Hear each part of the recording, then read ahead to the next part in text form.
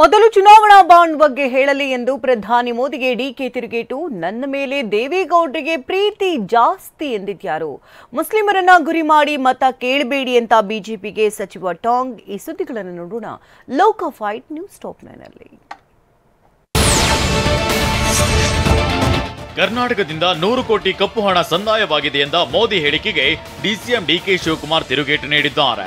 ಮೈಸೂರಿನಲ್ಲಿ ಮಾತನಾಡಿದ ಅವರು, ಯಾವ 100 ಕೋಟಿ, ಎಲ್ಲಿದೆ ಹಣ ಅಂತ ಪ್ರಶ್ನಿಸಿದ್ದಾರೆ. ಪ್ರಧಾನಿಗಳು ಸುಮ್ಮನೆ ಈ ರೀತಿ ಮಾತನಾಡಬಾರದು. ಈ ಹಿಂದೆ ಮೋದಿ ಅವರು ಜೆಡಿಎಸ್ ಮೇಲೆ ಆರೋಪ ಮಾಡಿರಲಿಲ್ವೇ? ಅವರು ತಮ್ಮ ಬಾಂಡ್ ವಿಚಾರದ ಬಗ್ಗೆ ಹೇಳಲಿ ಅಂತ ಕಿಡಿಕಾರಿದ್ರು. देश का आईटी हब बेंगलुरु पानी के घनघोर संकट से जूझ रहा है. पानी के टैंकर की कालाबाजारी हो रही है. इन सब के बीच कांग्रेस पार्टी को चुनाव लड़वाने के लिए hundreds of crore rupees black money. ನಿಮ್ಮ ಉಬ್ಬಿದ ರಕ್ತನಾಳಗಳ ಸಮಸ್ಯೆಗೆ ಎವಿಸ್ ಆಸ್ಪತ್ರೆಯಲ್ಲಿ ಕೇವಲ 30 ನಿಮಿಷದ ಲೇಸರ್ ಚಿಕಿತ್ಸೆಯೊಂದಿಗೆ ಮುಕ್ತಿ ಹೊಂದಬಹುದು. ಹೆಚ್ಚಿನ ವಿವರಗಳಿಗಾಗಿ ಸಂಪರ್ಕಿಸಿ 8088837300. कर्नाटका से देश भर में भेजा जा रहा है. ये कांग्रेस शासन का मॉडल है.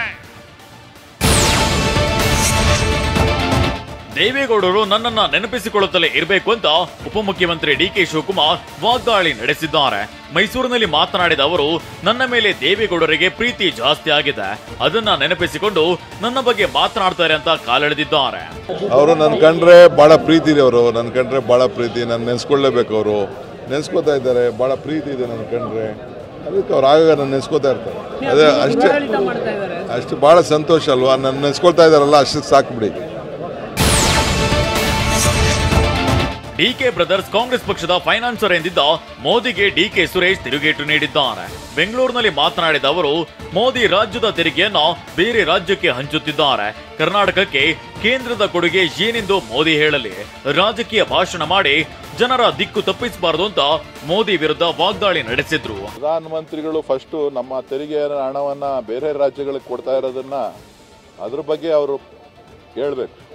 ಬೇರೆ ರಾಜ್ಯಗಳಿಗೆ ಯಾಕೆ ಅಷ್ಟೊಂದು ಹಣ ಕೊಡ್ತಾ ಇದ್ದೀರಾ? ಕರ್ನಾಟಕಕ್ಕೆ ನಿಮ್ಮ ಕೊಡುಗೆ ಏನೇನೋ, ನೀರಾವರಿ ಸಮಸ್ಯೆಗಳಿಗೆ ಬಗೆಹರಿಸಿರೋಂಥದ್ದೇನೋ, ಕಳೆದ 10 ವರ್ಷಗಳಲ್ಲಿ ಬೆಂಗಳೂರಿಗೆ ನಿಮ್ಮ ಕೊಡುಗೆ ಏನೋ, ಬೆಂಗಳೂರಿನ ಕುಡಿಯೋ ನೀರಿನ ಸಮಸ್ಯೆಗೆ ನಿಮ್ಮ ಪರಿಹಾರ ಏನು ಕೊಟ್ಟಿದ್ದೀರಿ, ಇವೆಲ್ಲವನ್ನ ಕೂಡ ಮಾನ್ಯ ಪ್ರಧಾನಮಂತ್ರಿಗಳು ಹೇಳಬೇಕು. ಕೇವಲ ರಾಜಕೀಯ ಭಾಷಣಗಳನ್ನು ಮಾಡ್ತಾ ಜನರನ್ನು ದಾರಿ ತೆಗೆಸ್ತೋವಂಥ ವಿಚಾರಗಳೇನಿದೆ ಅದು ಅಪ್ರಸ್ತುತ. ಇವತ್ತು ನಿಮ್ಮ ಏನು ನೀವು ಕೆಲಸ ಮಾಡಿದ್ದೀರಿ ಅದನ್ನ ರಾಜ್ಯ ಜನರಿಗೆ ಎಷ್ಟು ಸುಳ್ಳನ್ನು ಹೇಳಿದಿರಿ, ಎಷ್ಟು ಸುಳ್ಳು ಭರವಸೆಗಳನ್ನು ಕೊಟ್ಟಿದ್ದೀರಿ ಈ ದೇಶದ ಜನರಿಗೆ, ಈ ದೇಶದ ಯುವಕರಿಗೆ ಯಾವ ರೀತಿಯಾದಂಥ ದಾರಿ ತಪ್ಪಿಸುವಂಥ ಕೆಲಸಗಳನ್ನು ತಾವುಗಳು ಮಾಡಿದಿರಿ. ಅದ್ರ ಬಗ್ಗೆ ನೀವು ಅದನ್ನ ನೀವು ಸಾರ್ವಜನಿಕವಾಗಿ ಹೇಳಿಕೆಗಳನ್ನು ಕೊಡಬೇಕು. ಚುನಾವಣೆಯಲ್ಲಿ ಮುಸ್ಲಿಮರನ್ನ ಗುರಿ ಮಾಡಿ ಮತ ಕೇಳಬೇಡಿ ಅಂತ ಸಚಿವ ಸಂತೋಷ್ ಲಾಡ್ ಬಿಜೆಪಿ ವಿರುದ್ಧ ವಾಗ್ದಾಳಿ ನಡೆಸಿದ್ರು. ನಿನ್ನೆ ಹುಬ್ಬಳ್ಳಿಯಲ್ಲಿ ಮಾತನಾಡಿದ ಅವರು, ಮುಸ್ಲಿಮರಿಗೆ ಪದೇ ಪದೇ ಪಾಕಿಸ್ತಾನಕ್ಕೆ ಹೋಗಿ ಎನ್ಬೇಡಿ, ಅಲ್ಲಿಗೆ ಹೋಗುವವರು ಈಗಾಗಲೇ ಹೋಗಿದ್ದಾರೆ, ಇಲ್ಲಿ ಉಳಿದವರು ನಮ್ಮವರು ಅಂತ ಕಿಡಿಕಾರಿದ್ದಾರೆ. ಮುಸ್ಲಿಂ ಸಮಾಜದವರು ಬ್ಯಾಡದಿದ್ರೆ ಪಾಕಿಸ್ತಾನಿಗೆ ಹೋಗ್ಬಿಡ್ಲಿ ಅಂತ ಹಗಲಾಲ್ ಹೇಳ್ತಾರೆ. ದಯವಿಟ್ಟು ಕೇಳಿಸ್ಕೊಳ್ಳಿ. ಇದು ಯಾವತ್ತು ವಿಭಜನೆ ಆಯ್ತು, ದಿನ ಬೆಳಗ್ಗಿದ್ರೆ ನೆಹರು ಸಾಹೇಬ್ರನ್ನ ಬೈತಾರೆ, ಹಗಲಾಗ್ಲೂ ಹೇಳ್ತಾರೆ ಇದು ದೇಶ ಒಡಿಲಿಕ್ಕೆ ಕಾರಣ, ಈ ದೇಶ ಒಡಿಲಿಕ್ಕೆ ಕಾರಣ ನೆಹರು ಅವರಂತ 24 ತಾಸು ಹೇಳ್ತಾರೆ. ಗಾಂಧೀಜಿ ಅವ್ರನ್ನ ಬೈತಾರೆ. ಆಯ್ತು, ಉದಾಹರಣೆಗೆ ಇಟ್ಕೊಳ್ಳೋಣ. ಉದಾಹರಣೆಗೆ ಅವ್ರು ಹೇಳ್ದಂಗೆ ಇರಲಿ, ನೀವು ನೋಡಿದ ನೆಹರು ಸಾಹೇಬ್ರ ಫೋಟೋ ಹಾಕಬೇಕು.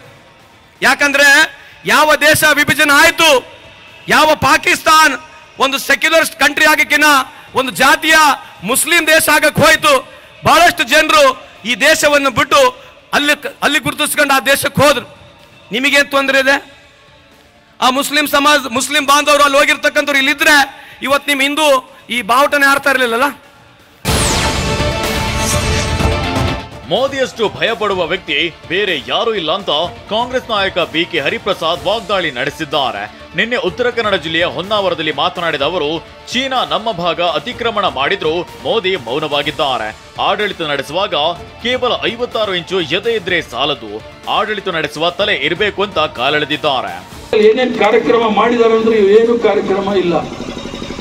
ಒಂದೇ ಒಂದು ಕಾರ್ಯಕ್ರಮ ಮಹಿಳೆಯರಿಗಾಗಲಿ, ರೈತರಿಗಾಗಲಿ, ಯುವಕರಿಗಾಗಲಿ, ವಿದ್ಯಾರ್ಥಿಗಳಿಗಾಗಲಿ, ರೈತರು ತಮ್ಮ ಹಕ್ಕಿಗಾಗಿ ಹೋರಾಟ ಮಾಡೋ ಸಂದರ್ಭದಲ್ಲಿ 1 ವರ್ಷಗಳ ಕಾಲ ನಿರಂತರವಾಗಿ ದೆಹಲಿ ಗಡಿ ಭಾಗದಲ್ಲಿ ನಿರಸನ ಮಾಡಿದ್ರು. 700 ಜನ ಪ್ರಾಣ ಕಳ್ಕೊಂಡು. ಇವತ್ತಿಗೂ ಸಹ ನರೇಂದ್ರ ಮೋದಿ ಅವರು ಕೇಳಿಲ್ಲ ನೀವು ಯಾಕೆ ಸತ್ರಿ ಅಂತ. 160 ಜನ ಮಣಿಪುರಲ್ಲಿ ಸತ್ತಿದ್ದಾರೆ ವಿನಾಕಾರಣ. ಯಾಕೆ ಆಗ್ತಾ ಇದೆ ಅಂತ ಇವತ್ತು ಸಹ ವಿಚಾರಿಸ್ಲಿಕ್ಕೆ ಹೋಗ್ಲಿಲ್ಲ. ಮಹಿಳೆಯರ ಮೇಲೆ ದೌರ್ಜನ್ಯ ಆಗುತ್ತೆ, ಅದನ್ನು ಕೇಳಲಿಲ್ಲ. ಆದ್ರಿಂದ ಎಲ್ಲವನ್ನೂ ಸಹ ಬದಿಗೊತ್ತಲಿಕ್ಕೆ ಮಾಡ್ತಕ್ಕಂಥ ಪ್ರಯತ್ನ ನರೇಂದ್ರ ಮೋದಿ ಅವರು, ಬಿಜೆಪಿಯವರು ಮಾಡ್ತಾ ಇದ್ದಾರೆ. ಭವಿಷ್ಯ ಕೊಟ್ಟುವ ನಾಯಕ ಸಿಕ್ಕಿರೋದು ನಮ್ಮ ಸೌಭಾಗ್ಯ ಅಂತ ಬಿಜೆಪಿ ಅಭ್ಯರ್ಥಿ ಬಸವರಾಜ ಬೊಮ್ಮಾಯಿ ಹೇಳಿದ್ದಾರೆ. ಗದಗ ನಗರದಲ್ಲಿ ಮಾತನಾಡಿದ ಅವರು, ರೈತರು, ಶ್ರಮಿಕರ ಬಗ್ಗೆ ಯೋಚನೆ ಮಾಡದೆ ಕಾಂಗ್ರೆಸ್ ದೇಶವನ್ನ ಹಿಂದೆ ಇಟ್ಟಿದ್ದಾರೆ.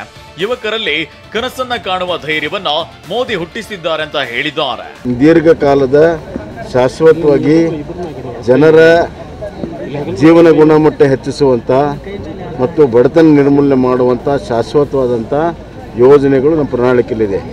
ಅವರಂಗೆ ಬೇಕಾಬಿಟ್ಟಿಯಾಗಿ ಅನೌನ್ಸ್ಮೆಂಟ್ ಮಾಡೋದು ಮತ್ತು ಅವ್ರಿಗೆ ಜವಾಬ್ದಾರಿ ಇಲ್ಲ. ಯಾಕಂದರೆ ಅವರು ಅಧಿಕಾರಕ್ಕೆ ಬರೋದು ಗ್ಯಾರಂಟಿ ಇಲ್ಲ. ಯಾಕಂದರೆ 272 ಬೇಕು, ಅವರು ಕಂಟೆಸ್ಟ್ ಮಾಡಿದೆ 230. ಹೀಗಾಗಿ ಅವ್ರಿಗೆ ಒಂದು ಬೇಜವಾಬ್ದಾರಿ ಪ್ರಣಾಳಿಕೆ ಅವ್ರದ್ದು. ನಮ್ಮ ಜವಾಬ್ದಾರಿ ಇರ್ತದೆ ಪ್ರಣಾಳಿಕೆ. ವಿಜಯಪುರ ಜಿಲ್ಲೆಯಲ್ಲಿ ಬದಲಾವಣೆ ಮಾಡಬೇಕಿದೆ ಅಂತ ಸಚಿವ ಎಂಬಿ ಪಾಟೀಲ್ ಮನವಿ ಮಾಡಿದ್ದಾರೆ. ಕಾಂಗ್ರೆಸ್ ಅಭ್ಯರ್ಥಿ ರಾಜು ಆಲಗೂರ ಪರ ಪ್ರಚಾರ ಮಾಡಿದ ಅವರು, ಈ ದೇಶಕ್ಕೆ ಕಾಂಗ್ರೆಸ್ ಬಹಳ ಕೆಲಸವನ್ನ ಮಾಡಿದೆ. ಹಸಿರು ಕ್ರಾಂತಿ ಮೂಲಕ ದೇಶದಲ್ಲಿ ಕಾಂಗ್ರೆಸ್ ಬದಲಾವಣೆ ಮಾಡಿದೆ. ದೇಶದಲ್ಲಿ 200 ಡ್ಯಾಂಗಳಿವೆ, ಅದರಲ್ಲಿ 190 ಡ್ಯಾಂ ಕಾಂಗ್ರೆಸ್ ಪಕ್ಷ ಕಟ್ಟಿದೆ ಅಂತ ಹೇಳಿದ್ದಾರೆ. ನಾವು ಪ್ರಧಾನಮಂತ್ರಿ ಜವಾಹರಲಾಲ್ ನೆಹರು ಮತ್ತು ಲಾಲ್ ಬಹದ್ದೂರ್ ಶಾಸ್ತ್ರಿ ಹಸಿರು ಕ್ರಾಂತಿಯನ್ನು ಮಾಡುವ ಮೂಲಕ ಇವತ್ತು ನಮ್ಮ ದೇಶದಲ್ಲಿ ಆಹಾರ ಉತ್ಪಾದನೆ ನಮ್ಗೆ ಎಷ್ಟು ಬೇಕು ಅಷ್ಟು ಆಹಾರ ಉತ್ಪಾದನೆ ಆಗಿ ಅದ್ರ 2 ಪಟ್ಟು ಒಂದು ದಿವಸ ನಾವು ವಿದೇಶಿಗೆ ರಫ್ತು ಮಾಡುವಂತ ಶಕ್ತಿಯನ್ನು ಒಂದು ದಿವಸ ಹಸಿರು ಕ್ರಾಂತಿ ಮೂಲಕ ಜವಾಹರಲಾಲ್ ನೆಹರು ಅವರು ಮತ್ತು ಲಾಲ್ ಬಹದ್ದೂರ್ ಶಾಸ್ತ್ರಿ ಅವರು ತಂದುಕೊಟ್ಟಿದ್ದಾರೆ. ಲಾಲ್ ಬಹದ್ದೂರ್ ಶಾಸ್ತ್ರಿ ಅವರು ಕ್ಷೀರ ಕ್ರಾಂತಿಯನ್ನು ಕೂಡ ಮಾಡಿದರು, ಹಾಲಿನ ಕ್ರಾಂತಿ ಒಂದು ದಿವಸ. ಅಮೂಲ್ ಇವತ್ತು ನೋಡ್ತೀವಿ ದೊಡ್ಡ ಸಂಸ್ಥೆ, ಕಾರಣ ಲಾಲ್ ಬಹದ್ದೂರ್ ಶಾಸ್ತ್ರಿ ಅವರು ಗುರಿಯನ್ನು. ಬಿಜೆಪಿಯವರು ತಮ್ಮಿಂದಲೇ ದೇಶ ನಡೆಯುತ್ತಿದೆ ಅಂತ ತಿಳಿದುಕೊಂಡಿದ್ದಾರೆ ಅಂತ ಶಾಸಕ ಲಕ್ಷ್ಮಣ ಸವದಿ ವಾಗ್ದಾಳಿ ನಡೆಸಿದ್ರು. ಕಲಬುರಗಿಯಲ್ಲಿ ಮಾತನಾಡಿದ ಅವರು, ಇಲ್ಲಿ ಇರೋರೆಲ್ಲ ದೇಶಭಕ್ತರೇ ಅಂತ ಅವರಿಗೂ ಗೊತ್ತಾಗಬೇಕು. ನೀವು ನಾವೆಲ್ಲ ದೇಶಭಕ್ತರೇ, ಬೋಲೋ ಭಾರತ್ ಮಾತಾ ಕಿ ಜೈ ಎನ್ನಿ ಅಂತ ಹೇಳಿದ್ರು. ತಕ್ಷಣವೇ ನಾನು ಹೀಗೆ ಹೇಳ್ತೀನಿ ಅಂತ ಖರ್ಗೆ ಅವರು ಅಪಾರ್ಥ ಮಾಡಿಕೊಳ್ಬಾರ್ದು ಅಂತ ಹೇಳಿದ್ದಾರೆ.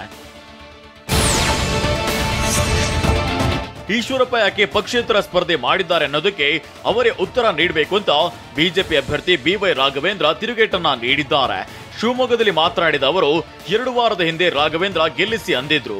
ನಂತರ ಅವರ ಮನಸ್ಸು ಬದಲಾಗಿದೆ. ಅವರು ಹಿರಿಯರು, ಅವರೇನೇ ಹೇಳಿದ್ರು ಆಶೀರ್ವಾದ ಅಂತ ಅಂದುಕೊಳ್ತೇನೆ ಅಂತ ಟಕ್ಕರ್ ಕೊಟ್ಟಿದ್ದಾರೆ.